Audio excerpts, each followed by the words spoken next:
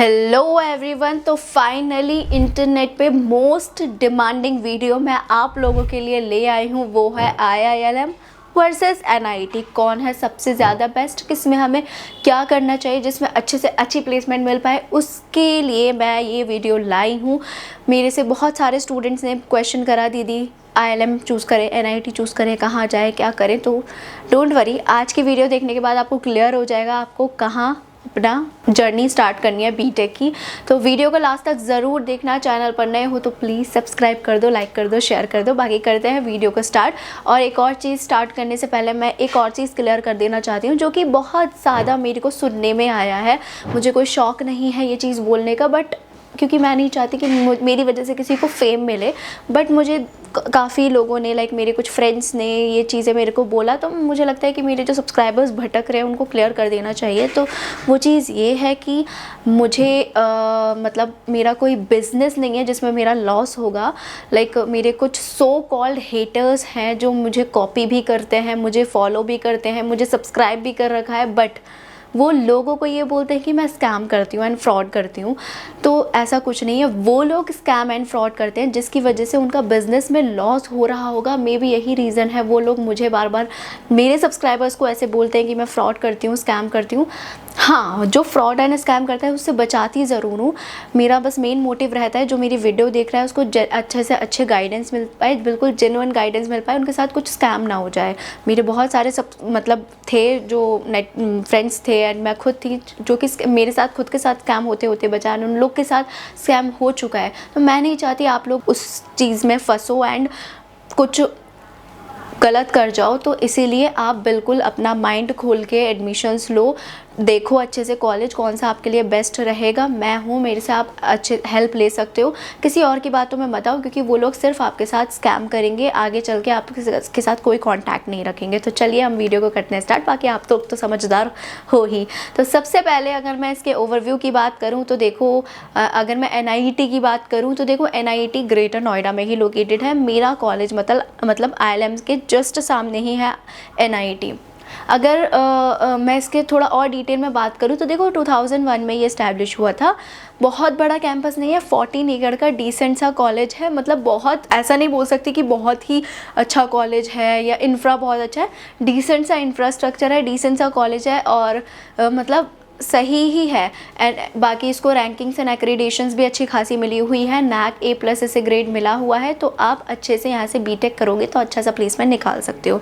वहीं अगर मैं इस IILM की बात करूँ तो IILM 1993 में इस्टेब्लिश हुआ था, UGC AICTE अप्रूव्ड है। NIT से थोड़ा बड़ा कैंपस है, लाइक 26 एकड़ का कैंपस है। एज़ कम्पेयर टू NIT थोड़ा कैंपस बड़ा मिल जाता है। मैं IILM की तो स्टूडेंट हुई, व्लॉग शूट करती रहती हूँ, तो वहाँ का तो आपने इंफ्रास्ट्रक्चर देख ही रखा होगा, कैंपस टूर भी करती रहती हूँ।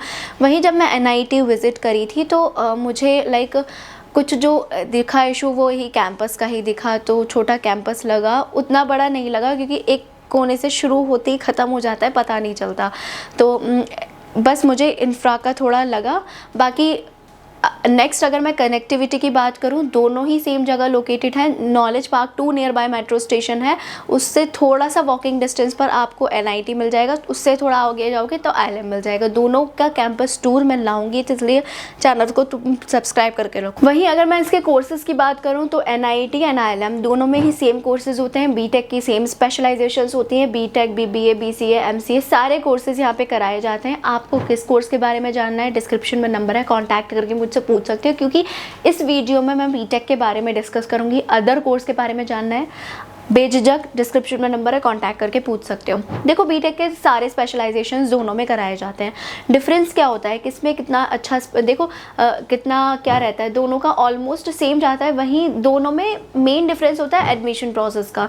एडमिशन प्रोसेस की अगर मैं बात करूँ तो as compared to IILM NIT का थोड़ा डिफ़िकल्ट एडमिशन प्रोसेस रहता है। जिसके 70 से 80 परसेंटाइल JEE मेंस में आया होगा वही एलिजिबल होगा NIT में बैठने के लिए, क्योंकि यहाँ पे AKTU काउंसलिंग चलती है। AKTU काउंसलिंग के थ्रू ही आपको NIET में BTech की ब्रांचेस मिल सकती है। वहीं IILM में क्या होता है, IILM में सबसे पहले आपको फॉर्म फिल करना होता है। फॉर्म फिल करने के बाद अगर आपका JEE में अच्छा परसेंटाइल नहीं आया है कोई बात नहीं, 12th में बहुत अच्छा परसेंटाइल नहीं आया है कोई बात नहीं, इनका खुद का एंट्रेंस एग्ज़ाम होता है।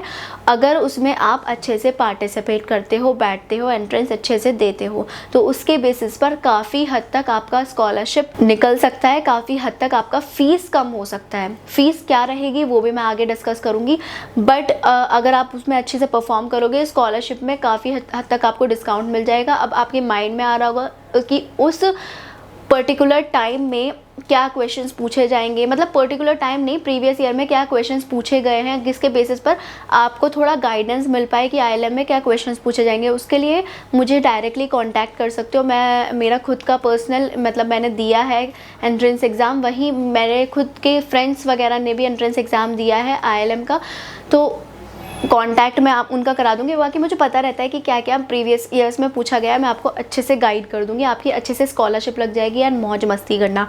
NIET का थोड़ा और डिटेल में एडमिशन प्रोसेस की बात करूँ तो AKTU काउंसलिंग के थ्रू होता है। अगर 70 से 80 परसेंटाइल आए होंगे तो ही आप बैठना, और एलिजिबिलिटी क्राइटेरिया मिनिमम 50% आपका क्लियर होना चाहिए 12th में, ठीक है।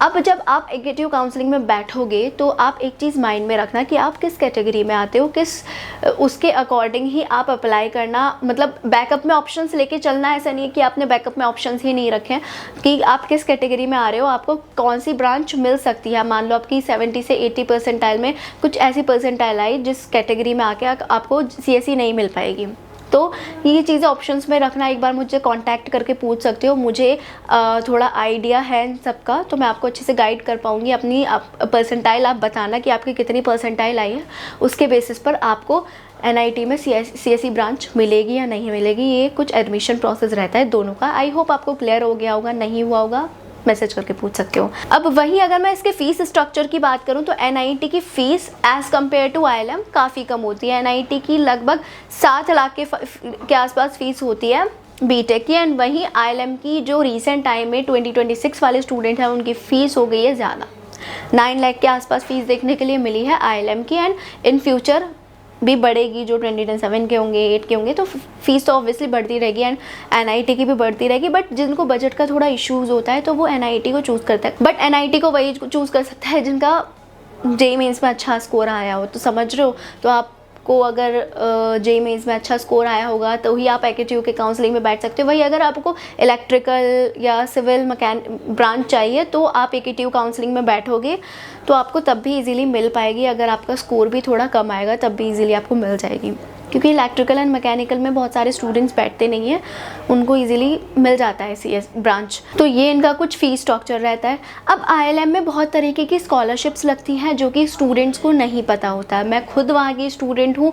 जब मैंने फॉर्म फिल करा था मुझे गाइड करने वाला कोई नहीं था, तो मैंने बहुत सारी ऐसी बेसिक मिस्टेक्स कर थी जो अब तक मेरी चल रही है। जब भी मैं फॉर्म फिल करती हूँ तो मेरे को याद आता है कि काश मैं किसी की हेल्प ले लेती, कोई मेरी हेल्प कर देता और इस टाइम पर मुझे वो स्कॉलरशिप मिल रही होती जो कि मेरी फ्रेंड को मिली है। तो काफ़ी हद तक इवन मेरी खुद की जो फ्रेंड है उसकी एक बार रिसेंट सेमेस्टर में उसने सिर्फ 10,000 पे किया है अपनी सेमेस्टर फ़ीस, सीरियस लिटरली।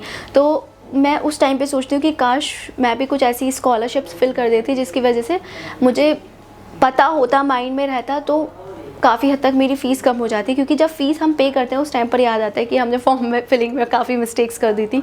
तो देखो, मैं नहीं चाहती आप लोग ऐसा मिस्टेक करो। हाँ, ये सही बात है कि मेरे को टाइम नहीं मिलता, बट मुझसे जितना हो पाएगा मैं आप लोगों की हेल्प करूँगी। बस आप मेरा चैनल सब्सक्राइब करके रखना, लाइक करना, शेयर करना और किसी के स्कैम में बताना, ठीक है। तो आप स्कॉलरशिप के लिए मुझे कांटेक्ट करके पूछ सकते हो, मैं और अच्छे से गाइड कर दूंगी। अगर आपको जानना होगा तो ही मैं गाइड करूंगी।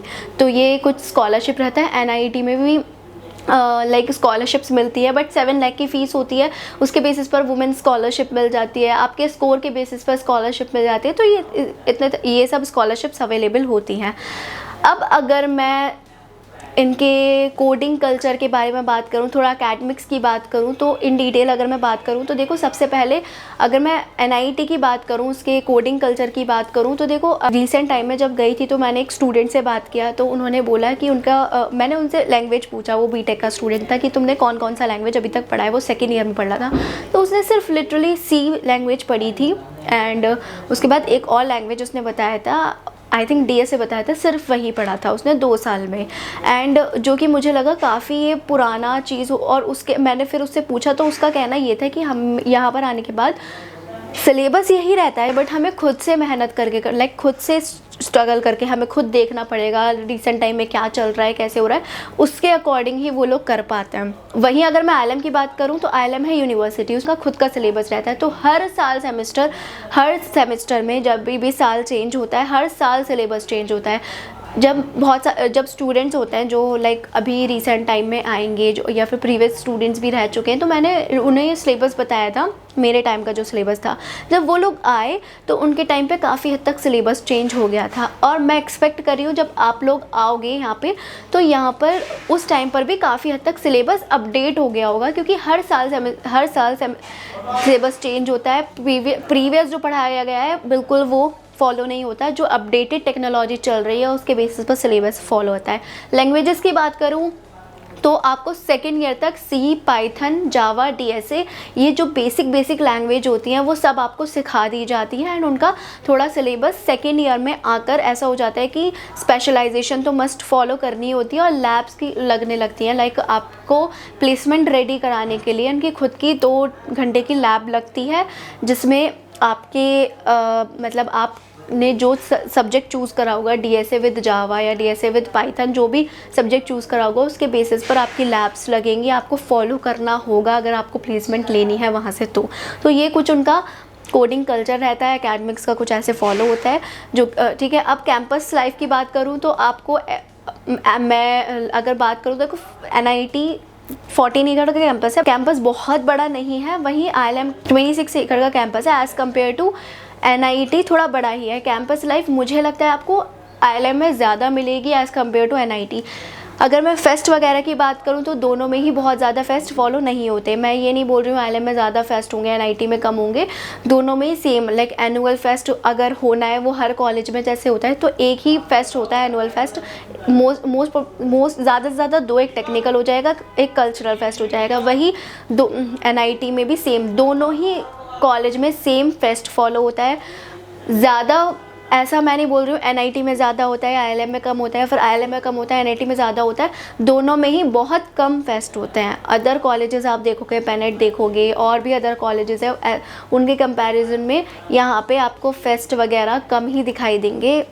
अभी तक जितना मैंने देखा है दोनों में ही, मेरे सामने ही है एनआईटी, तो उसमें भी ज़्यादा कुछ ऐसे फेस्ट होते नहीं हैं, तो आपको ऐसी फेस्ट वाली लाइफ, मज़े मस्ती वाली लाइफ नहीं मिलेगी। हाँ, लेकिन एनआईटी में स्ट्रिक्टनेस बहुत ज़्यादा है, आपको ड्रेस पहननी पड़ेगी, आपको कॉलेज टाइम पे आना ही है।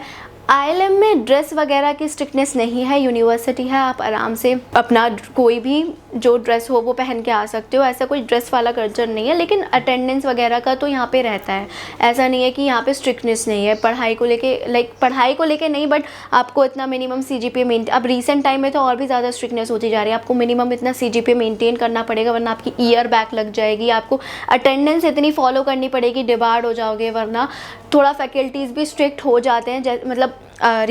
जैसे जैसे आप ग्रो करते जाओगे, सेकेंड थर्ड ईयर में आते जाओगे, वैसे वैसे फैकल्टीज़ भी आपके उतने उस लेवल के स्ट्रिक्टनेस फैकल्टीज़ मिलते जाएंगे, जो कि आपको थोड़ा भी रिलैक्सेशन नहीं देने वाले हैं, अटेंडेंस में थोड़ा भी रिलैक्सेशन नहीं देने वाले हैं, आपको खुद से करना पड़ेगा। हाँ, सपोर्ट करेंगे बट उस लेवल का स्ट्रिक्टनेस भी वो दिखाएंगे, तो ये चीज़ आपको प्रिपेयर करना पड़ेगा। तो स्ट्रिक्टनेस ऐसा नहीं है कि आईएलएम में कम है, आईएलएम में भी स्ट्रिक्टनेस है, बट वो थोड़ा रिलैक्सेशन मिल जाता है, ड्रेस का ये सब का थोड़ा रिलैक्सेशन मिल जाता है। प्लेसमेंट की बात करूँ तो आईएलएम की जो हाईएस्ट पैकेज गया था वो 26 लाख पर एनम गया था, एंड एनआईटी का जो हाईएस्ट पैकेज गया था 51 लाख पर एनम गया था। अब आपके माइंड में आ रहा होगा कि दीदी आईएलएम का तो कम है और एनआईटी का ज़्यादा है, तो देखो जिस भी कॉलेज का हम पैकेज देखते हैं, ठीक है हाईएस्ट पैकेज देखो, बट आपको एवरेज ज़्यादा देखना चाहिए। IIM का जो एवरेज पैकेज है वो 6 से 7 लाख गया था और NIT का जो पैकेज है वो 5 से 6 लाख तक था।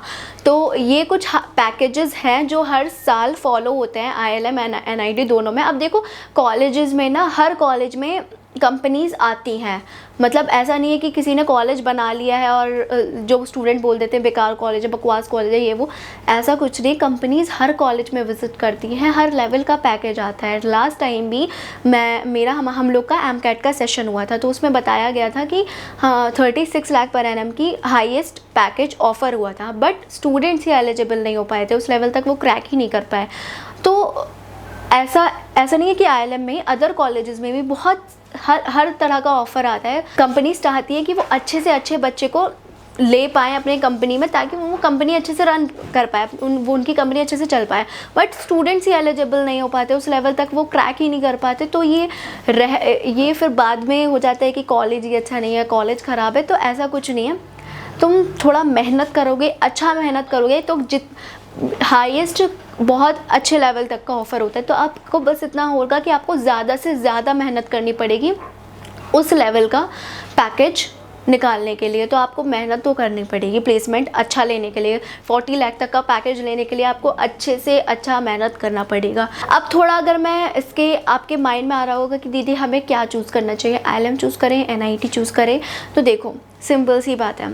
अगर आपको इस चीज़ से कोई इशू नहीं है कि AKTU वाला कॉलेज है, उससे कोई इशू नहीं है, पुराना सिलेबस फॉलो होगा, पुराना सब कुछ होगा, तो आप बेझिझक जाओ NIT। अगर आपका सही परसेंटाइल आया है, 70 से 80 परसेंटाइल आया है, तो बेझिझक आप जा सकते हो।